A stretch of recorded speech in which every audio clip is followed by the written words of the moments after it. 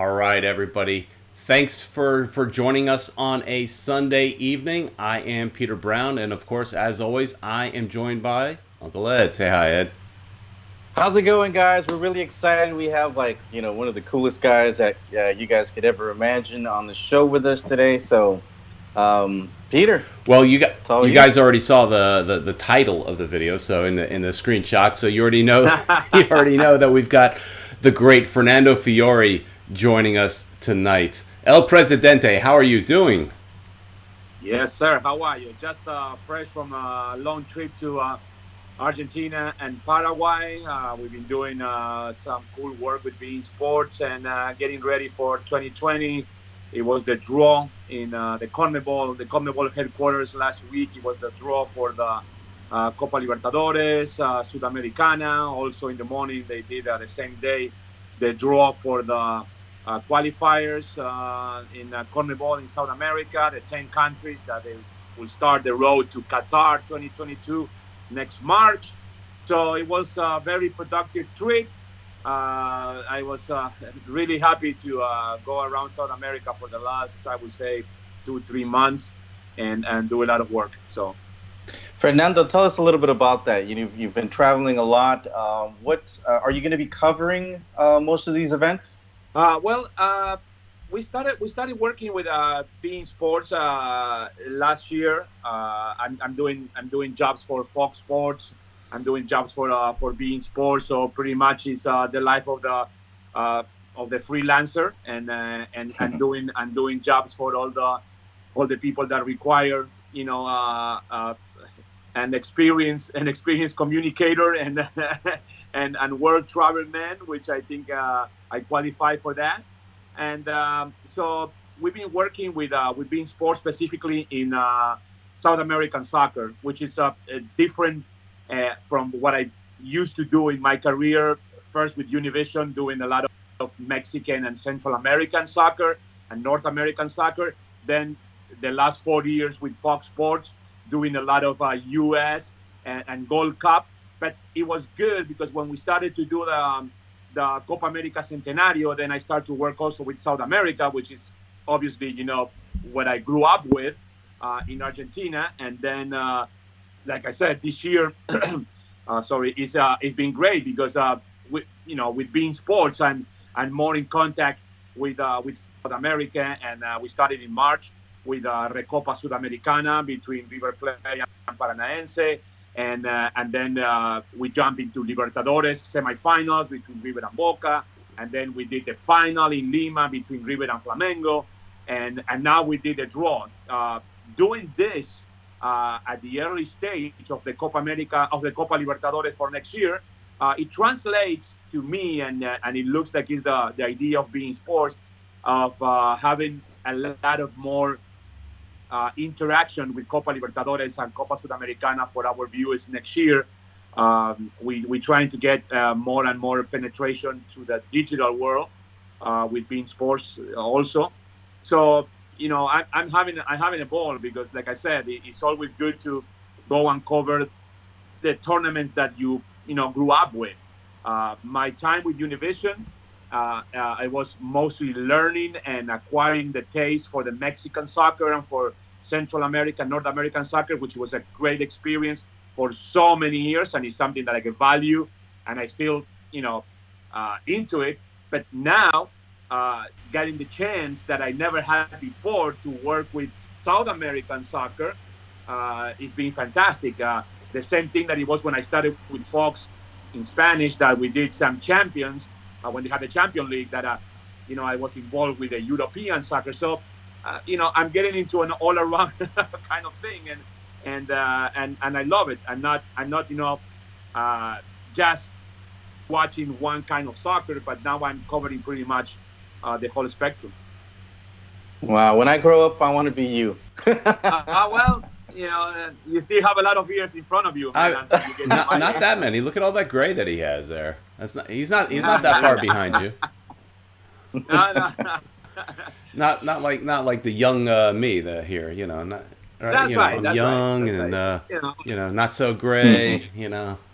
Like Ed. Like No, no, Ed. no. That's good. Don't worry, Ed. It's just for men. Right? And I've been trying to be the spokesperson for Just for Men for so many years, and it still didn't work. So Oh. I'm gonna keep trying. We'll do that. That's we'll okay. do that. Last week, Ed, we didn't do the show because it was my anniversary, and Yeah. I noticed, and I read all the info during the week saying that, all right, he's taking off. but according to Ed, it's my 50th anniversary, and that means I was married at birth, because I'm Pretty 50. much. So But then better you than me. Better you than me in that case. let's talk a little bit about some of the South Florida soccer here, Fernando. You've been here with the Miami Fusion. You were here for the Fort Lauderdale Strikers. I remember seeing you at the Brazilian-owned Fort Lauderdale Strikers, many of those games.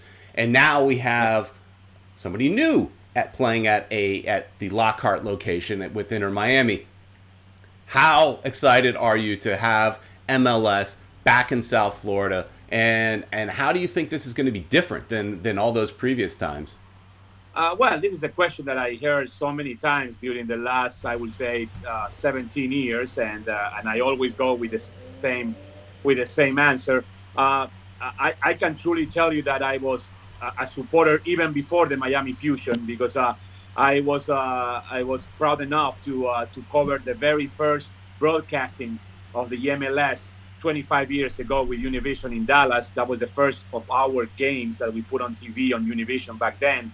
After that, the MLS they moved broadcasting in the early stages, the early years, to Telemundo, and I asked permission, and sometimes I didn't ask, but I was even supporting the MLS at the time that it was not a cool thing at all.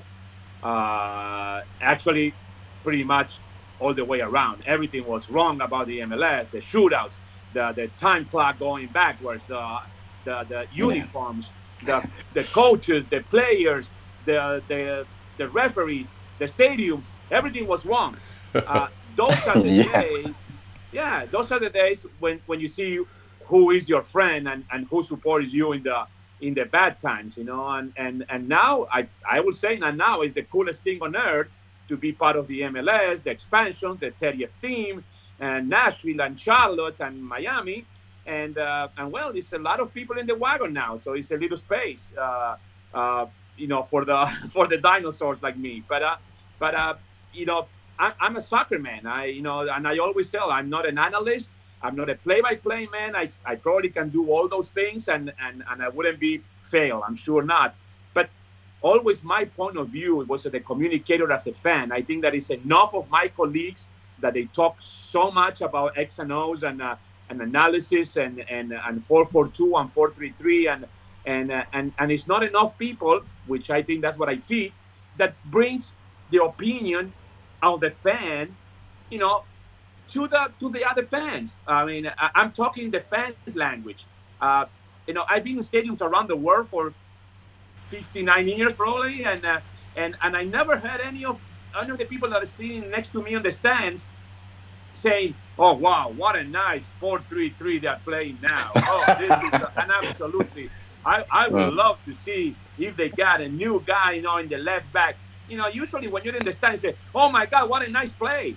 Oh wow, what a goal! Oh, what a shot! Oh man, what a foul!" And this is me. So it's a completely different approach. And I'm so excited to have the Inter Miami and the MLS back in South Florida. I remember very vividly, and I'm sure Commissioner Don Garber also remembers that. But when they closed down the Fusion, I was the only one in the press conferences asking, when are we going to have a team again in Miami? And that was 17 years ago. And I was keep asking and asking and asking until probably I was, a little, I wouldn't say, bad scene, but that the people were, guy, why he's so eager to have a team in Miami? Well, 17 years down the road, the team is here. So I'm proud. I'm excited. I will be a fan. I will be supporting the team. Like you said, Peter, when we don't have an MLS team, I said, well, it doesn't matter. We need to support the teams here in Miami. I still drove an hour plus to go to the games on Fort Lauderdale. I supported the Strikers. I went to finals in San Antonio, paying for my own pocket. I also supported the Miami FC Right. at the Silva Stadium, the FIU when they were playing in the NASL. Yep. So I love soccer, and I want people from South Florida to enjoy live games. Well, this is the time. Now we have the greatest opportunity to have the Miami, the the Inter Miami playing, in less than 2 months, 3 months. So soon. It's fabulous.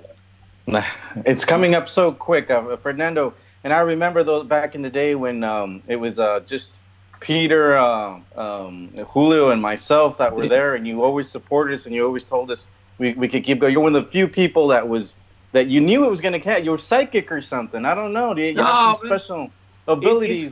It's faith. In Spanish, my name is Fernando, and it starts with fe, and fe is faith. So I think that my name brings it on. I'm a guy with faith. I'm a guy that, that I didn't understand why we couldn't have, a team in Miami. I've been around pretty much, I would say, 70% of the stadiums of the MLS during the years. I follow the MLS Cup. I follow the MLS All Stars. I follow the MLS inaugural days. I follow and being there live when they opened the stadium in New York, in Colorado.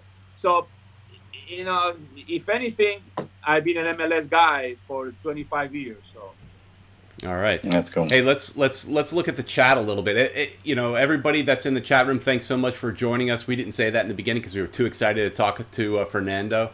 And we recently reached 1,000 subscribers, so we're slowly growing this channel. No help from anybody, just kind of natural growth on our own, and help from great guests like yourself. But just a natural growth, which we realize on YouTube it's a little harder to build a viewership than we expected. But we're here at 1,000, and actually for those of you in the chat and watching this later, we're gonna have a giveaway at the end. We're gonna tell you how. We haven't really figured out how we're gonna do it yet, so we'll figure it out on the show how we're gonna give away some stuff. We'll wing it. But we got some stuff that at the end of the show we're gonna tell you how you can get it, to say thank you for those people that are in the chat and that have been helping us grow. But in the chat room, there's quite a few questions here, and one of them was from Jonathan Osorio, who asks you, Fernando, if you think MLS is adding too many teams.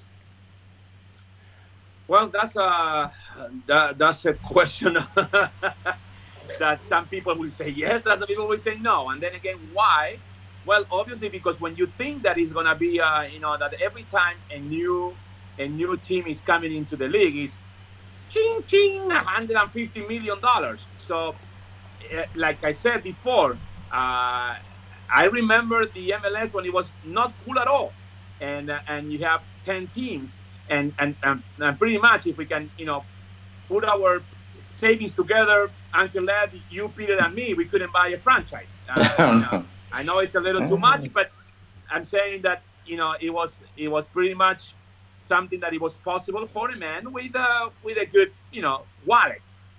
Nowadays, $150 million, then it's a different story. So something that it was not very interesting and not very cool and nice to have back in the days when the MLS started 20 years ago, now it's a very expensive commodity. So do I think that there are too many teams? Well, I like the leagues with a little less teams, put it that way, But remember, our league is completely different than the rest of the world. So it's like you compare apples and oranges. This is a completely different thing. I grew up in a league when you have teams that they got, they go pro and relegation, teams that they come and they are, they are social clubs, that they have a number of clubs that, an association that it will tell you how many clubs will be in the first division and a second division and so on. And then you don't add teams.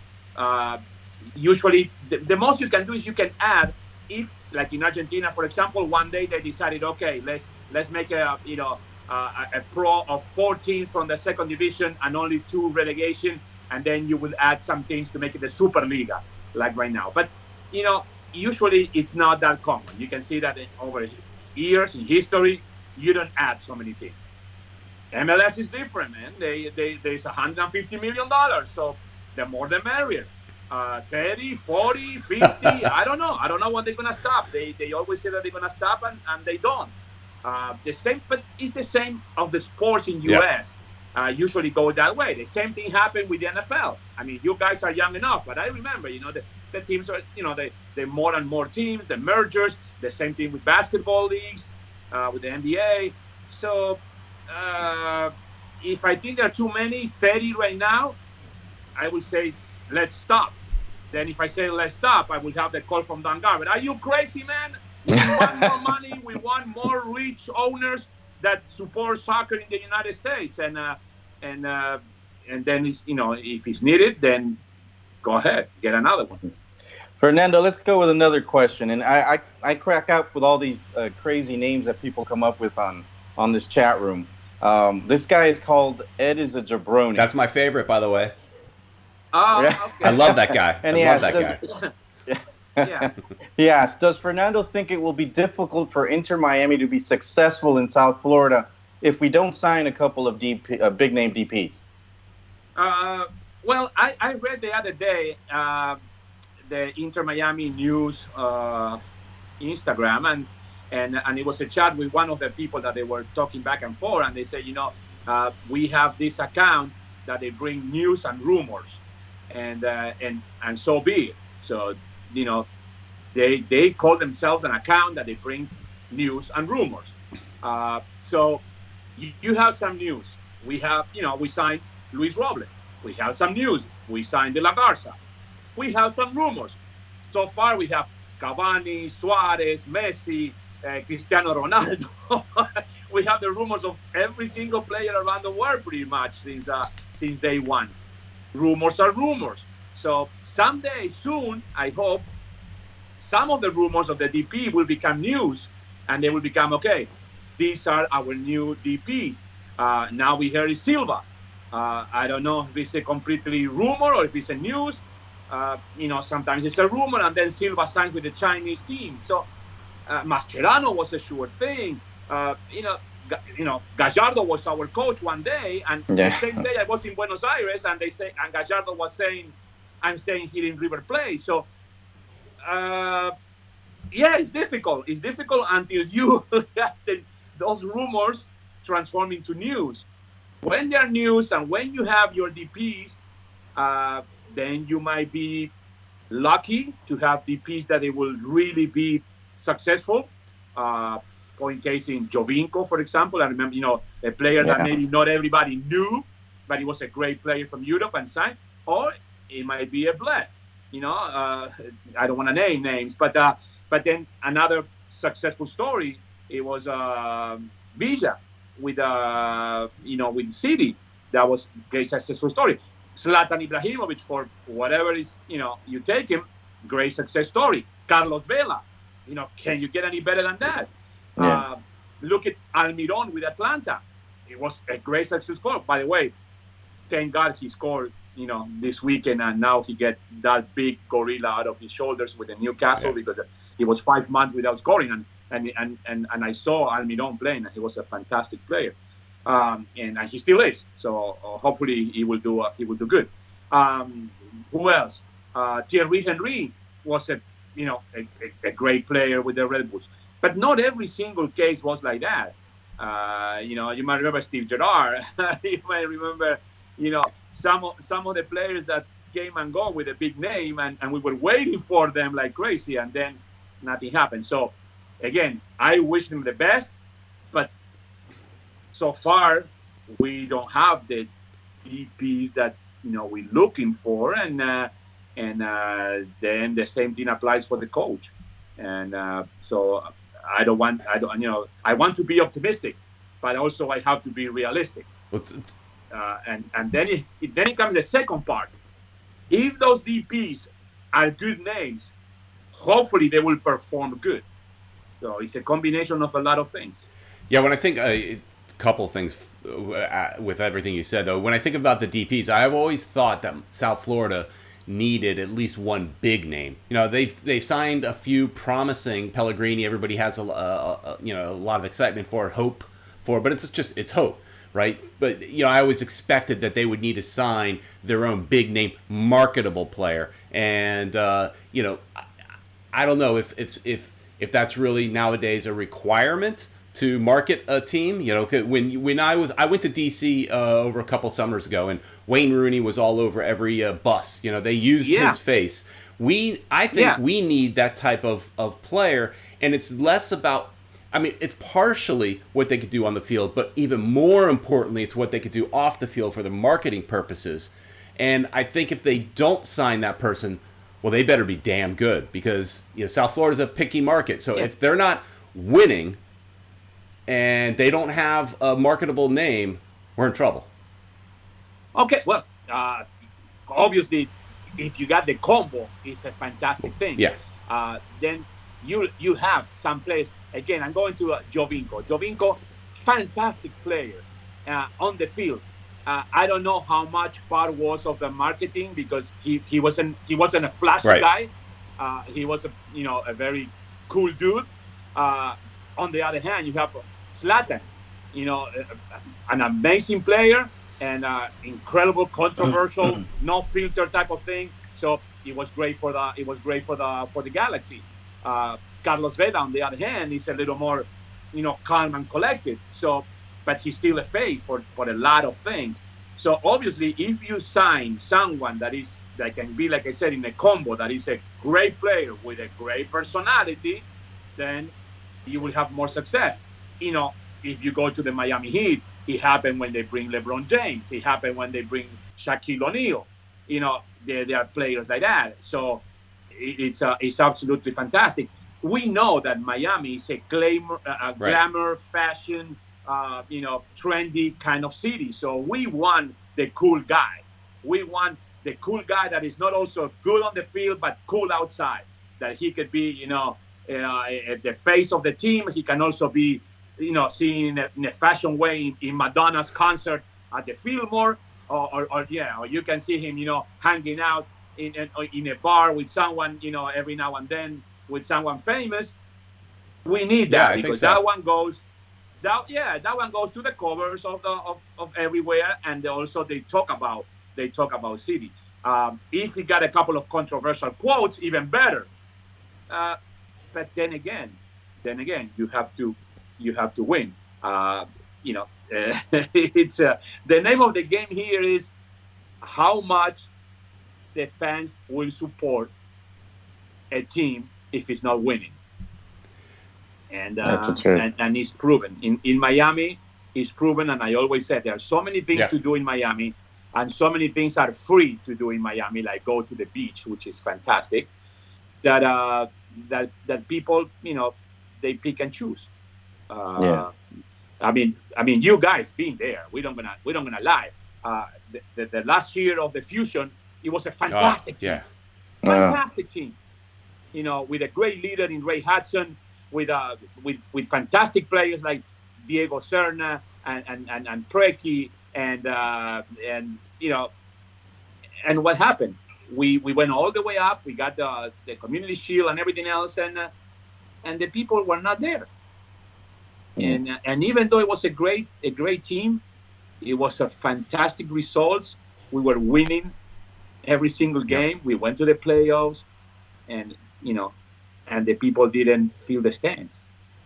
So that's true. It's different now because it's a David Beckham team. Well, I hope so. Fernando, there's one of the guys, Sean the Fish Slayer is his name. He's asking, do you think, he's talking about maybe they should have had Phoenix instead of Charlotte as a new expansion team. What's your opinion? Should there have been other cities that should have been considered? Well, there is Isn't it just about the money? Let's put it that way. I'm pretty familiar also with the USL, and guys that have been also very familiar with the NASL and with the different leagues. So there are so many cities that deserve to have a team.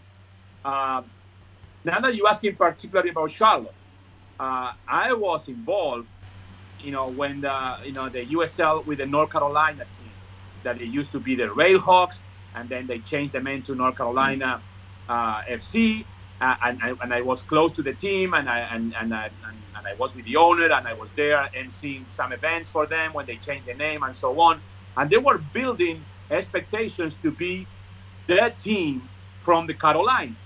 They even have a very successful. They bought a very successful franchise in the women's. The Courage. They won the championship. The people were supporting that. The people were behind. And then, from one day to another, instead of Raleigh, they go to Charlotte. So everybody thinks that they deserve to have an MLS team, especially everyone that they put the $150 million and they have a nice stadium downtown and very accessible to everybody. So Phoenix is a great example. Sacramento is asking for so long. Miami was asking for so long, and they never had the right things to offer.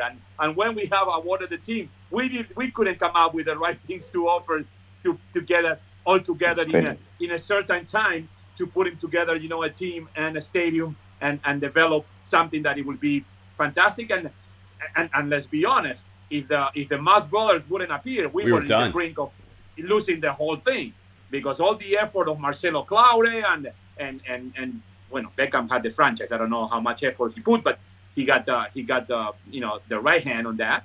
But until the Mas brothers came up, we were pretty much doomed and ready to fold it. The whole idea before it started. So who deserves what? It's a lot of cities that deserve a lot of things. And now that's the other thing. And I bring up the example of the Carolinas because also a lot of the teams that they are in the USL, they are aiming to get in the MLS later, not through relegation and a pro, but more into that. Okay, if I'm in the USL, sooner or later I will be able to put $150 million because I already have the backup of the city, the backup of the fans. And then I will, be good enough to people allow me to put this $150 million in front. So it's a lot of cities with a good ownership. The same thing happened with Austin. Look at the whole thing with Columbus and going back and forth. So if Phoenix deserves more than Charlotte, I don't think so. I think it's it depends on who you ask. And so far, in every city that the MLS awarded a team, you see the same thing all the time. A rich owner, a plan for the stadium that sometimes goes through and sometimes got a little derailed, and you know which case I'm talking about. And then you have a lot of fans that they get together, put the scarves on, and scream, yeah, it's our city, finally the MLS is here. Mm-hmm. And that one repeats in Nashville, repeats in Charlotte. So, who deserves better than the other? It depends who you ask. If you go to Phoenix, they say, oh, of course, we deserve more than anybody else. Again, if you go to Raleigh, they will say, damn, man, we have Steve Maddox, an owner that they brought a lot of things. They bought a women's team. They rebuilding this. They changed the name, and everything is going right. And now we have nothing again. Yeah. So it's difficult to say, who awards what. You switching gears a little bit. You were talking a little bit about USL, which made me think about Miami FC. What do you think about Miami FC announcing that they're going to play in the USL Championship? Well. I think it's no secret. I think it's a great marketing move. What a coincidence! Exactly. What a coincidence that the 2 months before the MLS Miami team starts to play in Fort Lauderdale, an owner who's suing everyone and trying to they got a team back in the second division, going in the heart of Miami, playing in the FIU Stadium, which actually, bears the name of the owner. Yep. So, if you ask me from a marketing standpoint, brilliant. I would give them a 10. Brilliant. I would give them a 10. They are. You don't have to be. I mean, you can keep for yourself your thoughts, or you can just say it openly. I think it's a great move in the marketing way. He's saying, we playing in Miami, right. guys. You don't have to drive an hour and a half, or whatever to go to see the Miami team when you have a team right here, 20 minutes from the airport. I think it's a brilliant marketing move. If you ask me if they're gonna fill the stadium, I doubt it. But it's a good move nonetheless. It was, like I say, marketing wise, it's a good move. It was their only move. Let me tell you something else. I watch a lot of USL games. Is the USL so far behind in level of soccer with the MLS? I don't think so neither. I was invited not a long time ago to go to the Indy 11. I watched the games. They have good players. They have a good coaches. They have good stadiums, and they have loyal fans. So, it will work in Miami. I don't know. I don't think so. But then again, then I think that Ricardo Silva is a marketing guy, and his idea deserves a 10. If it's gonna be successful, that's another point. Well, that kind of goes to what B King in the chat was saying, that he's worried with Inter Miami playing up here in Fort Lauderdale for at least 2 years. I think we all know it's probably going to be 3 to 4. I think Miami Freedom Park will still happen. Some people are curious about that in the chat. I think it's still going to happen, but it's delayed. But B King is worried that people from Dade County may not be willing to make that hour-and-a-half drive up to Broward, up to North Broward, and to see Inter Miami. And if that's the case, Ricardo Silva's marketing ploy was brilliant, right? So do you share that concern that some people that are maybe in the Kendall area that just are not going to drive to Fort Lauderdale? Now, I've always said, if you like soccer, you'll go anywhere, because I drive down to Miami if the game's in Miami. I'll drive to West Palm if the game's in West Palm. But I might be the odd person. Yeah, you are. Thanks. You are. You're odd. And I am too, in a way, because I was driving all the way to Fort Lauderdale to every single game with the Fusion, and then I did a lot of games on Fort Lauderdale Strikers. And then coming to your question from Big King, depends on the product. Depends on the product that you put on. You have to put now all the, once the 2 seasons start now, because now we have 2 seasons of soccer starting pretty much at the same time. Right. The first division MLS with a brand new team, and the second division USL with a team that they have some followers already, because I've been there watching also the Miami FC when they were here playing with the NASL. So then it's a question of what kind of product we're gonna see on the field. Everything is sweet and dandy, and I love it, and I support it, and I'm there. I love the enthusiasm of every single supported group for the Inter Miami. I know they're dying to go see the team, and then I'm sure that those guys and all of us that they are looking for that, we want to have a good product on the field when we start in March. If everything goes right, then you drive an hour and a half. It's fine. What kind of product, what kind of games they will bring USL to FIU? We'll see. What about if that team plays good? They're getting victories. It's a good publicity. It's a good stand, and the stadium is only 10 minutes from your home. There's a lot of questions. It's difficult to answer. If you go to traditional leagues, for example, and I'm going to talk about the ones I know, in Argentina or in Spain, it doesn't matter if it's a second division because it's a team It's from your your local town. team, yeah. It's your local team, and you go and watch it. And the people in Alicante, they go to watch Alicante rather than drive an hour and a half or whatever to go to see Valencia. You know, sometimes you follow both teams, but you know, whose team is now Miami's team?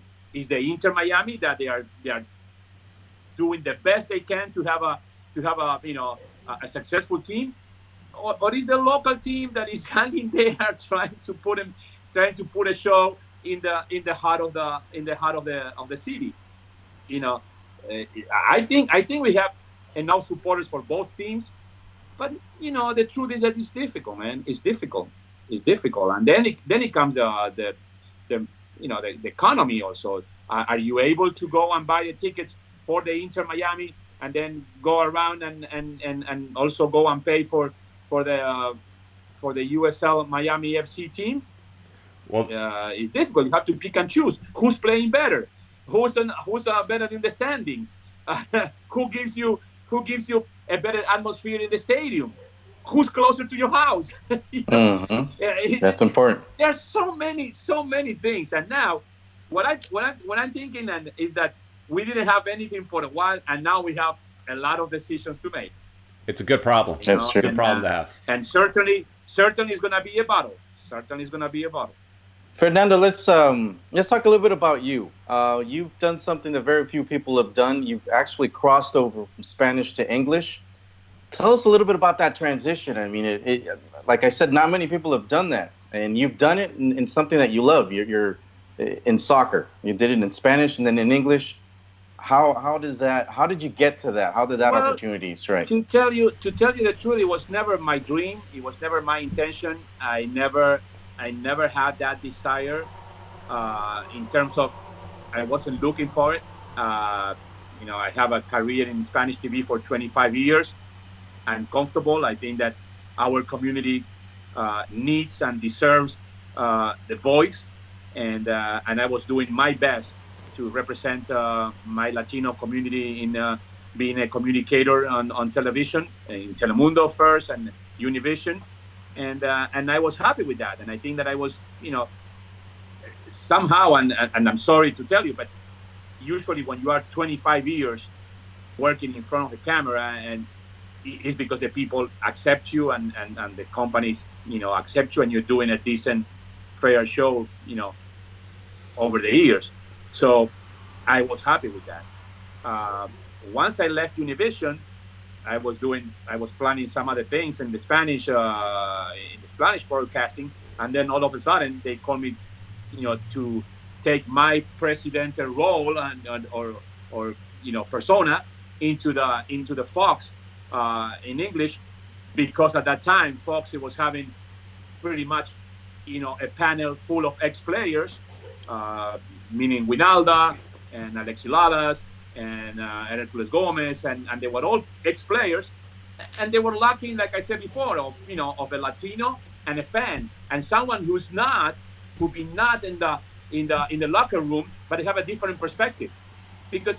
And I learned that over the 4 years that I've been already with Fox, and hopefully I will keep doing it 5 or 6 years, who knows. But the thing is that the point of view of Stuart Holden, Alexi Lalas, or Maurice Edu is completely different of the point of view of Fernando Fiore and the millions of fans that are watching either on TV on the stands. And I think that's why Fox asked me to be part of the Copa America Centenario in 2016, of the Confederations Cup, the Gold Cup, and then this year of the Women's World Cup and the Gold Cup, and bringing some stories of Copa America. I think that from my point of view, and I'm a communicator and I'm a man of the business, you need to have different points of view. You can have a panel of 5 or 6 or 7 and ex-players. They always look and they give their opinion about what they feel that is the right things to say about soccer or the national team and so on. And sometimes they don't understand that the point of view of the fan is completely different. It's completely different. I remember during this past summer when I was discussing and being completely different story from my point of view than the one of Kobe Jones and Stuart Holden. Oh no, the national team is doing great. Greg Berhalter, it's bringing everything that we need, and we have to have faith, and they're playing much better. And when I said, listen, guys, I'm sorry to tell you, but the fans are not in love with this team, and we are not in love, and we don't trust 100% Greg Berhalter. Yep. 6 months down the road, and now I heard Stuart Holden, my colleagues, that say, "Oh well, Greg Berhalter, how much are we gonna wait for you?" So, it's kind of a back then during Gold Cup, because we were beating lesser teams, that all of a sudden they want me to believe that the team was right, and I and the fans, I talked to the fans a lot, and they were not buying it, and they still don't buy it, and even if all my colleagues, ex-players, want to tell me something different, if you go now and you put 1,000 fans of soccer, they're going to tell you probably 75, 80%, they're going to tell you that they're not happy with the national team. I totally agree. So that's what I think, that it was good for me, the transition, and it was good for Fox, obviously, because I've been working there for 4 years, and who know what is going to bring the future. But it was a great move. I love it. Like I say, I didn't expect it. Sometimes the things that you don't expect turn out to be really interesting. Yeah. I'm also glad to be back with Spanish, being sports, because they give me again the chance to go back to my community, and like I said, going back and to my roots with Copa Libertadores and Sudamericana, which is something that I grew up. So I can't complain. I'm having the greatest time. One of my favorite things that you did during your English speaking stuff with Fox is during the World Cup. You did that late night show, and I loved it because it was just kind of funny. It was sometimes, I think, a little awkward, and I was wondering what's going through your head through some of that, because I'm watching it as a viewer and I know you, and you're an entertainer, right? You're a sports entertainer in a lot of ways. And you're bringing silliness to this set, and these people, I love it too. And these people sometimes didn't seem like they knew what to do with that silliness. I think there was at least once or twice that I noticed that Alexi Lalas just is like, okay, whatever, let's get to the X's and O's, right? He wasn't ready for the silliness, but I think you brought so much fun to the show that can just be kind of it can be very stale. And I think we need some more entertainment in sports. But I'm curious, what was it like on that set when you have these ex-players, the English lady that was very, wow. very, okay, I got you. And you're wild, And I'm gonna be very honest. I think that the first 2 years that we did the Copa Tonight show, or Soccer Tonight, or we changed the names over. When we did the Copa America Centenario, that we started doing the show, I have the same panelists every night, and everybody knew what was going on with the show. They learned it fast. They knew what we're gonna be into it, and Alexi Lalas and Stuart Holden and Wright, Ian Wright, the people knew what was coming. The second year, it was the same thing with Copa Confederations, with Gold Cup. I think that the little difference thing, and that's why it looked awkward sometimes, and and sometimes I was incredibly happy. Sometimes I was, why? It was because the third year, when they came the World Cup, right, they completely changed the panelists. So none of the panelists that I have in the previous 2 years that it worked so well, they went with me to Russia. It was a completely different set of people. If you remember, and like you mentioned, it was now I forgot the name, but the ex-player from England. She wasn't comfortable. Right. She didn't like that kind of humor. She didn't like the kind of show. She was not into the show. So, they removed her the second day. It was fine. So be it. Then when we came, Tony Meola was doing great because he loved what was going on. When we have Grant Wall as a steady panelist, it was good. But somehow I think that there were some moments that it didn't go as fluent as I wanted to be, simple because we were trying with people that they were not used to the show. To tell you the truth, I thought that we were gonna be the same panelists that we Right. had the previous 2 years, and it didn't happen. So, nevertheless, I thought that the people loved the show. I would say a percentage, maybe 20% of the people hated it, and 80% will go for, it was good. And that's what you look for, every time. You can't please every single person. I loved it, and at times though I felt like they were handcuffing you, right? Because they had you with this, I don't remember her name, this English woman that was your co-host. Oh no, Kate Abdo. Okay, Kate yeah, very knowledgeable, really, really good. Yeah, but it seemed like sometimes they were handcuffing you and not letting you be the entertainer and make the show fun. Like, I like the idea that, hey, this is a late night show. Late night shows, you have your comedian host, and that's you. And then and then of course we're gonna get to some X's and O's and all that and some real nitty gritty stuff, but we're gonna have fun doing it. And I love that. And I just hope that as you get to do more in English, that they remove the handcuffs and let you be you. Let El Presidente come out. Well, like I said, the first 2 years I did it by myself, and I knew what I was getting into it, and I love Kate, and I love Kate Abdo. I think she's absolutely fantastic. I work with her with different programs, and she's a good person, which is even more important. Of course, it was a great person that I met at Fox. So I love her. I love her, the way she acted, the way she was interacting with me. But you have producers that they decide different things, and like I said, I was referring to the English player. Yeah. That it was in the first 2 days with Kate. Yeah, we have we have the yin and yang. It was a different approach to the show. Like I said, you have producers that they tell you what to do sometimes, and and we as and I can tell you, because I produced everything that I did on my life. I was part of the production. I was never just the guy in front of the camera. I know how to edit. I know how to produce. I know how to write. So, it's not like I'm trying to be vain, but I'm an all-around man in the business, and I did pretty much everything from day one. So I never had a lot of times people were telling me what to do. It was more like a consensus, and we were talking about, and I was producing a lot of my own things. So this particular show last year, like I said, for 2 years one way, and then they changed me the script when we went to the World Cup. So I adjusted, and I'm so thankful for the opportunity.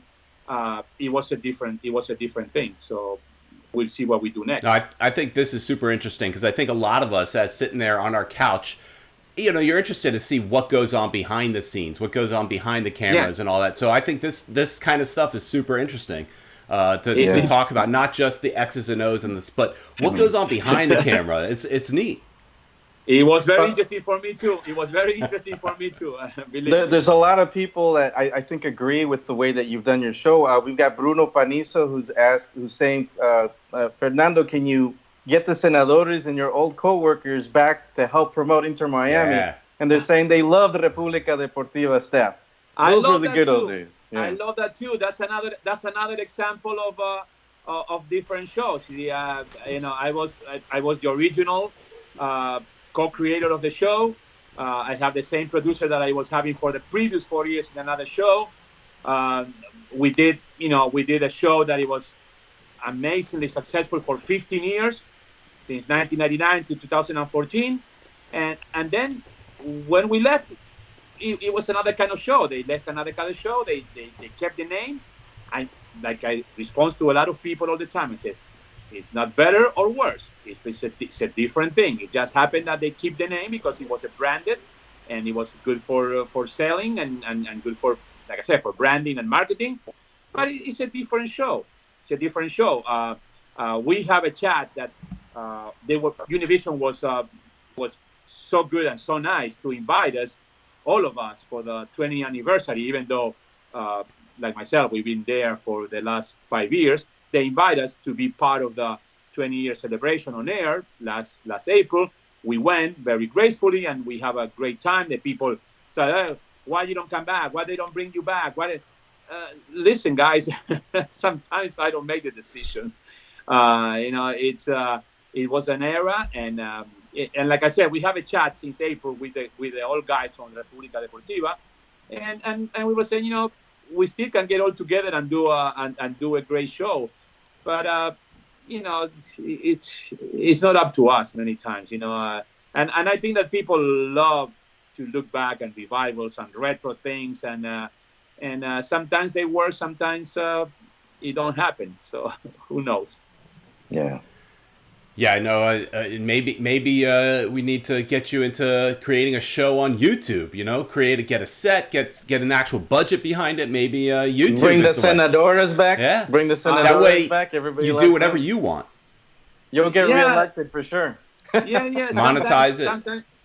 You see, every time that I think that I'm gonna do something new and get into the new platforms and get into that, then I got a call from being like at that time back in 2014, I was thinking about that, and I got a call in 2015 from Fox. So I put everything on hold that I was planning, and I did a pilot that I think it was very interesting. It was a pilot about traveling and sports, and I did it, on my own with a GoPro, and we edited with a couple of friends, and we were ready to start to try to sell the show. Once we get all together, I got a call from Fox. I put everything on hold.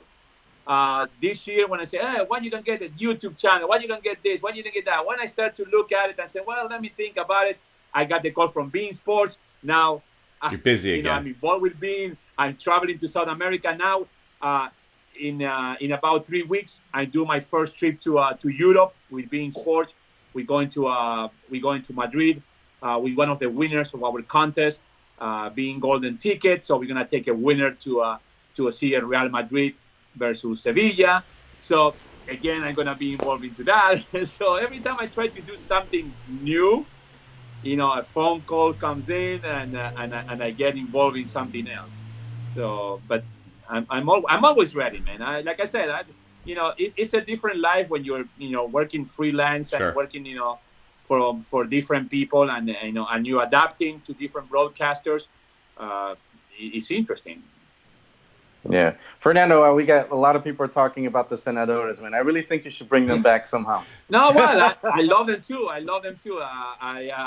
think they, when you were talking, Pete, about sports and entertainment, again, we can finish this show and they say, oh, this guy thinks that he's a pioneer in everything. But some things you have to say the things the way it is. Back when we started República Deportiva, no one was doing sports entertainment in Spanish at all. No one.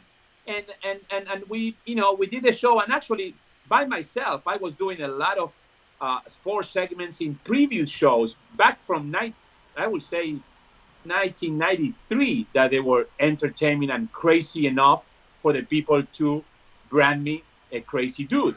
And I did it since the World Cup in 1994. Believe me, 1994, I got the silly idea, and check this out, of coming one day to do a report of the World Cup in a national jersey. I have at home, like, I didn't have my collection back then, so I have like 4 or 5 different jerseys, Argentina, Uruguay, and maybe a couple more.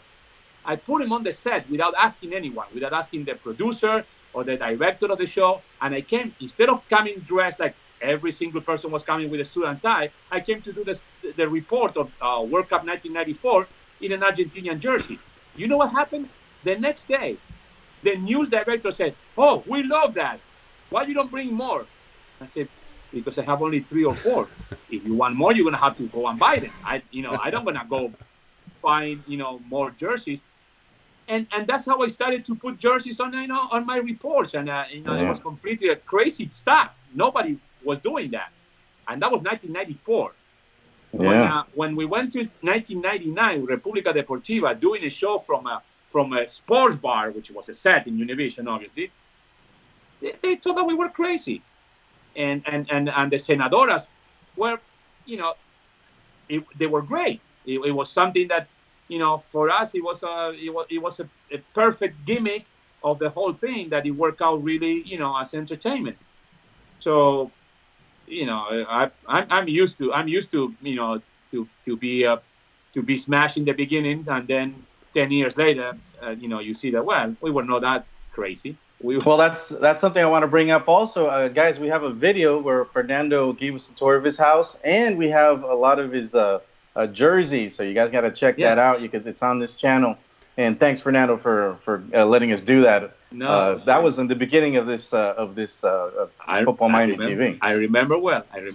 We can put a link to that in the description of this video, so that anybody watching this at a later time can click that link, so they can go and check that out. Hey, let's wrap. We're getting close to an hour. Let's wrap this up, Fernando, with just your final thoughts, final excitement, or whatever for this upcoming season for Inter Miami. What are you expecting to see this year? Realistic expectations? I mean, do you think we're going to be as good as we think we are?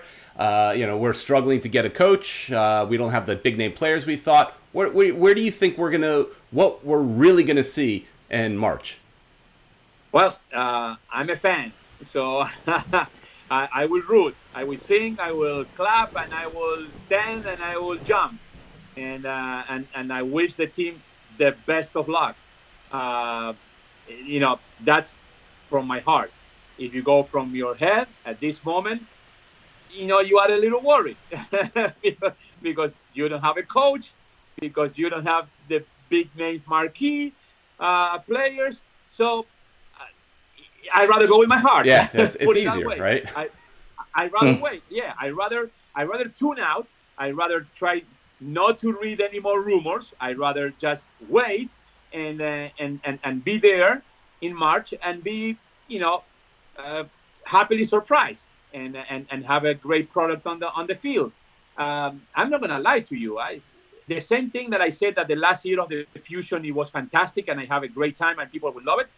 We suffered a lot the first year, and the team was awful, and we couldn't make two passes together, and we fired the coach, Cacho Cordova, 5 or 6 games into the season. So anything could happen. You know what I mean? Anything could happen.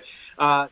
So there is two sides of the story in this, and I'm sure it happens to you two guys and to every single person that that is expecting March and getting the season, and from the very top of Inter Miami to the very last person that just happened to know now that it's a team in Miami from the MLS. We have two different situations: the hope, the happiness, the pride of having a great team coming up, hopefully into our city, and then you have the things that if you analyze, you say, well, are we in trouble? I don't know. So I rather put aside all the doubts. I rather try to don't read any more rumors about who's gonna be the coach, and if I could, I would like to just fast forward 2 months, sit down in Lockhart Stadium and watch a great team playing and cheer, and with a great coach, great players, great owners, and of course the greatest fans on earth. All right, Fernando, thanks so much. But I do have one more thing to ask you. I need a favor. There you go. And we've got, we said this in the beginning of the show, we reached 1,000 viewers, and we wanted to give something away to those viewers just to say thank you. And so I need your help. How should we give away this cool stuff? So we got a hat right here that Ed was pushing for us to get. He likes these hats, right? So we got a hat. Mm-hmm. We got a mini ball. I love these. Kick these things around. These are fun. And then a koozie, right? So a little koozie here. Right. So we're going to give this away for free. This is not sponsored. The team did not give this to us. This is from me and Ed to the fans of this show. But how should we give it away? Okay. Well, I think that they can answer. They can be ready and answer something that we ask right away. And the first 3 that they answer the question, it will get the prizes. Sounds good? Okay. All right. Let's see. Let's go for the koozie. Well, no, they're getting all Easy. three of them. They're getting all three. Oh, one person, there's one one. person's getting all three. Okay. So I was gonna do it really easy and getting a little harder every time, but I think it's too easy for the question. But okay, let's do this. This is a question, and the first person who give us an answer, he will get the 3 prizes. Yeah. In which season the Miami Fusion played their first game in the MLS? All right. What year? All right, that's a good one. So everybody needs to. I think let's ask everybody to post that answer to that comment in the construction video that will be up tomorrow morning. What do you think, Ed? So that means that means we're getting everybody to watch this video and the next video. Okay. So smart. in the construction video that will be up tomorrow morning, answer that question that Fernando asked. What was the year that the Miami Fusion played their first game? And what was the first? Who do we play first? That would be good. Since we're waiting so much for the first game that we know it's gonna be Inter Miami against the LA against the LAFC. the one home, the one that we play at home. The Oh, first Galaxy. Game. Oh, Galaxy. Since we're gonna be playing the Galaxy the first game, tell us what were the first game at the same all-local stadium of the Miami Fusion. What was the year and who was the other team? I remember I was there. But for those of I was there too, man. That's okay, so I almost said it. No, just be quiet, Ed. Be quiet, Ed. So and again, it's not in everybody that's chatting right now. It's not going to count because once we save this video, all those chats disappear. The way YouTube works. So you've got to go in and put the answer to that question in the construction video that will be up tomorrow. The year and the team that they played at Lockhart Stadium. And we will give away a hat, a ball, and a koozie. So, all right. Thanks so much, Fernando. Thanks to everybody for watching. And, Fernando, how can everybody follow you so they can keep up to date with what you're doing? Okay, well, I've been in Twitter for quite some time, and you can follow me at Fernando Fiore, FERNANDO FIORE, and in Instagram is Fiore Oficial in Spanish, so it's only one F, FIORE OFICIAL. All right, thanks so much, and we will see you guys next week. Even though it's holidays, we're still going to do a show next week. So hope everybody has a Merry Christmas, Happy Hanukkah, whatever you celebrate. We know the guests too. Want to get a big shout out to the Southern Legion. I got to talk with AJ De La Garza. Okay. He's going to be on our show next week. Awesome. So very good. You got to check that out. All right. So obviously be here next week at 7 p.m. I almost said 7 a.m. And let's have this chat with AJ. So thanks so much, everybody, for watching. Thank you, Fernando. Thank you very much. Thank you very much for all the 1,000 viewers. God bless you guys. All the best, and let's go Inter Miami. Let's do it. All right.